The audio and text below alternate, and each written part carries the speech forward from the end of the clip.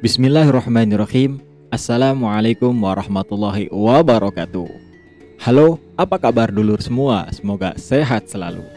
Kali ini kita akan membahas sebuah tradisi yang sudah familiar bagi masyarakat Indramayu, Cirebon dan sekitarnya, yang mana kesenian ini sering kita jumpai di tiap perempatan atau tempat umum sebagai ajang tolak bala yang diyakini masyarakat setempat.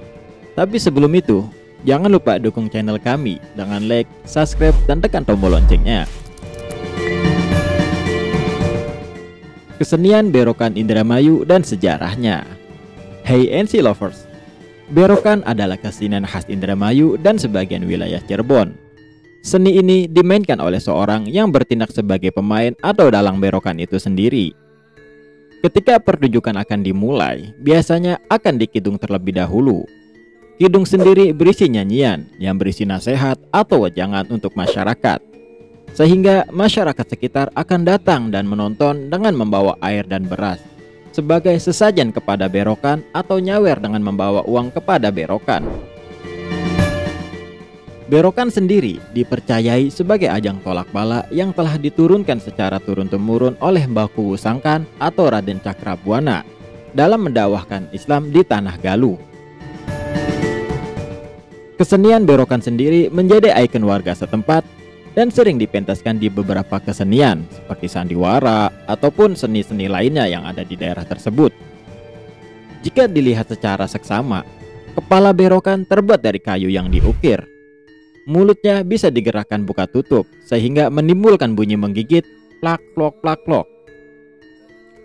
Warna kedoknya merah ataupun hitam dengan mata besar yang menyala, yang bentuknya mirip seperti buaya atau naga.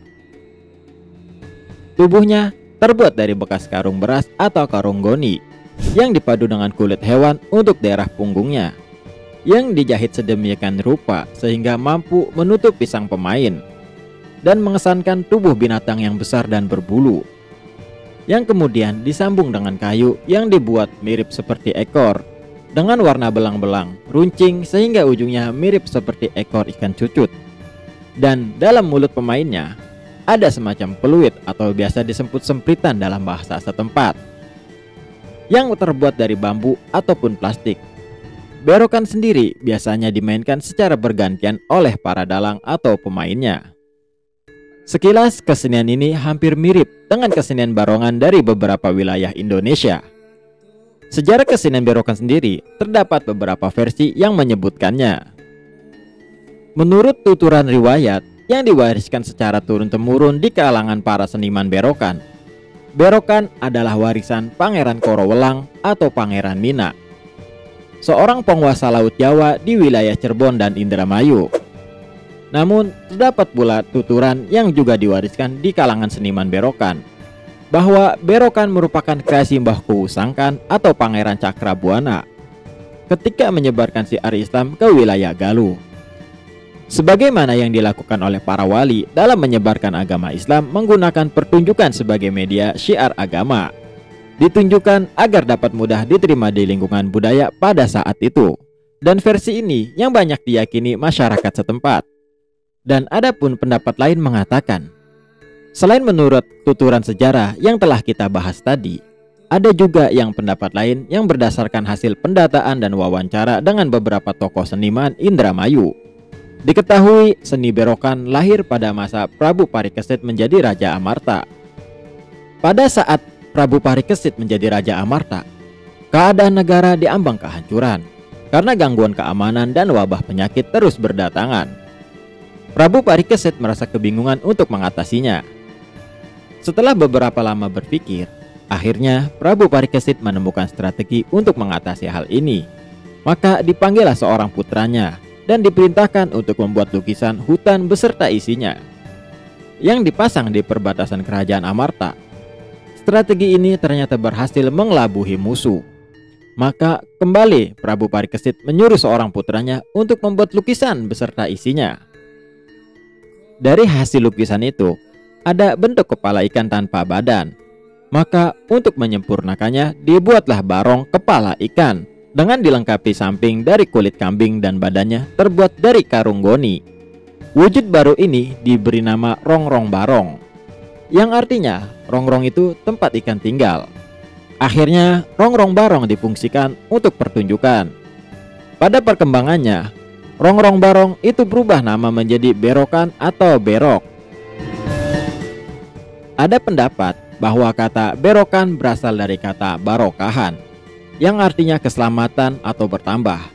Namun nampaknya keterangan tersebut hanya sebuah kiasan, yang artinya dikira-kira namun tampak nyata, yakni sebuah gejala yang umum terjadi dalam penamaan jenis kata atau kalimat di masyarakat.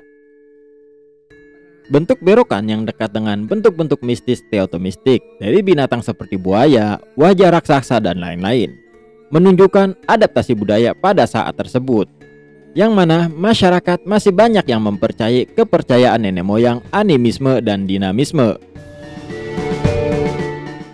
Pertunjukan berokan ini sangat populer di wilayah Cirebon dan Indramayu.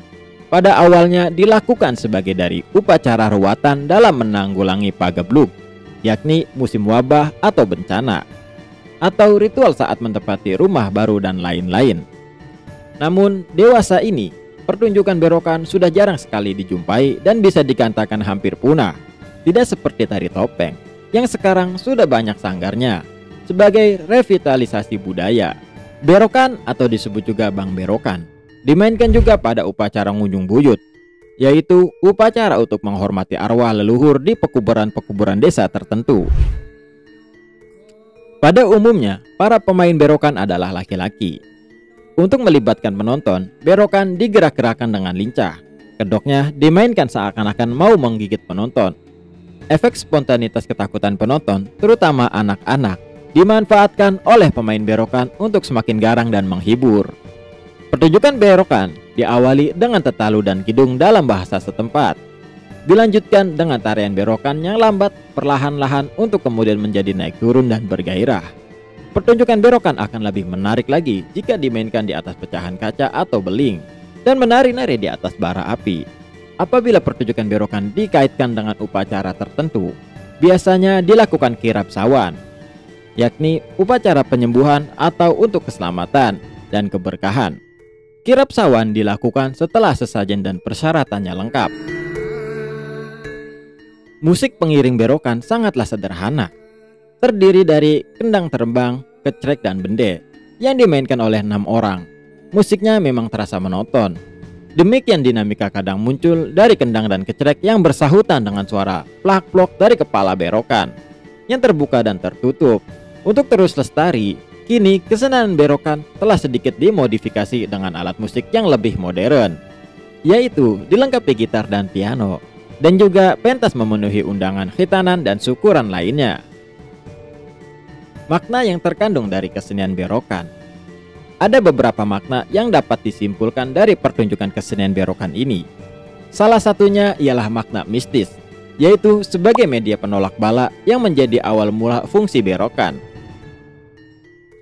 Dengan mempertunjukkan berokan sebagai representasi dari dalam penampilannya, Mbah Kuwu Sangkan mengibaratkan hewan besar berokan sebagai manusia dan pemainnya sebagai roh.